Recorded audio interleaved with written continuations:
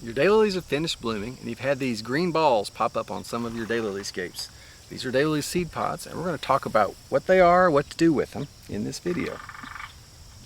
Alright, so this is a seed pod on a daylily, right?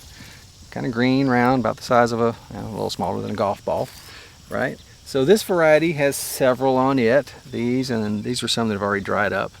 Some daylily varieties will have quite a few of these, and others you may not have any at all. It just depends on the variety. Now, how did these get here? Obviously this bloom was pollinated by something. It could have been pollen, I suppose, falling off from the same bloom, but probably an insect or a bee or something pollinated it. And so this is going to contain seeds, and the seeds will be different than the plant that it is on because it's a cross, it's a hybrid.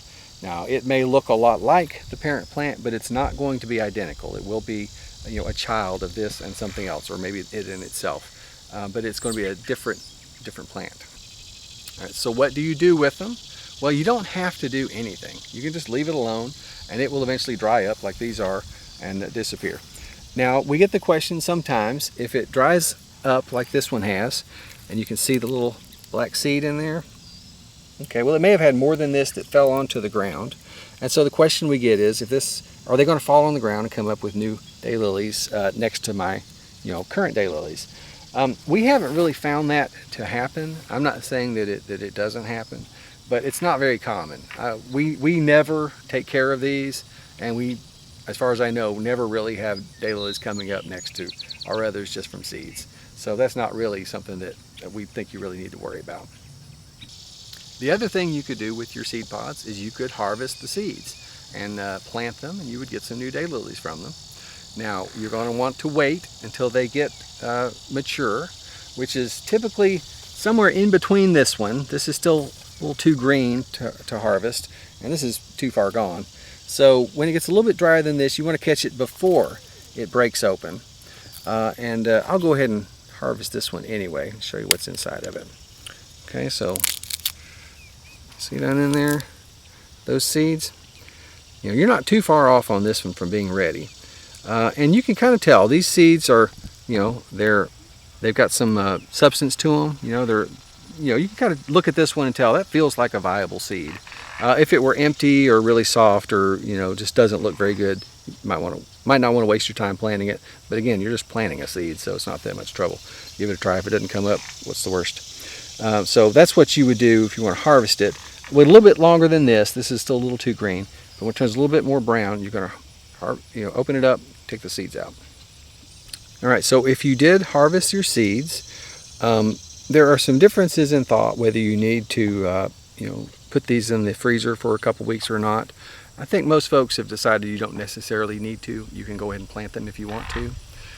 It also does kind of depend on where you are. If it's really late in your area when you harvest these, for instance up north, this is early August here in Tennessee.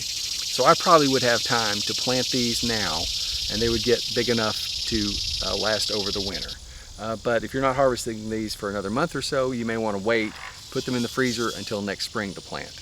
And when my grandfather used to do hybridizing, he would do that a lot of times. He would put them in the freezer and plant them the next spring, so they have time to get big enough, to be hardy enough for the winter. Then when you plant these, you're going to want to plant these in obviously like a seed bed, maybe in some potting soil, in a pot, or you can do it in the ground if you got a really nice worked up bed. But you're planting seeds here, so you're going to straight into rough soil is probably not going to work for you. And then the next step towards getting a new daylily from your seeds is to wait. Patience. Here in Tennessee, typically it takes at least 2 years and probably 3 years before you go from a seed to a plant that you can tell what it's really going to look like. Down south, you may cut that shorter. Second year, maybe even the year after you get the seed, you could get a good bloom to take a look at. But it's going to take some time, so just be prepared to have some patience. There's one more step. After your daylilies finally bloom, you get to go through and see what new is blooming in the garden every day, and then your challenge gets to be deciding which ones you want to keep, because you can get a lot of daylily seeds and a lot of new plants, and a lot of them will look like stuff you already have. And really the challenge in creating new daylily varieties is finding something new and different. But that's like a surprise in your garden when you do this kind of stuff with the seeds. Once you've made your selections and you want to plant your daylilies, we've got a good video on how to plant a daylily bed. You might want to check that out. And if you have any questions about seed pods or about anything daylily related, we would love to hear from you. Put them in the comments below, or our contact information is on the website. Thanks for watching.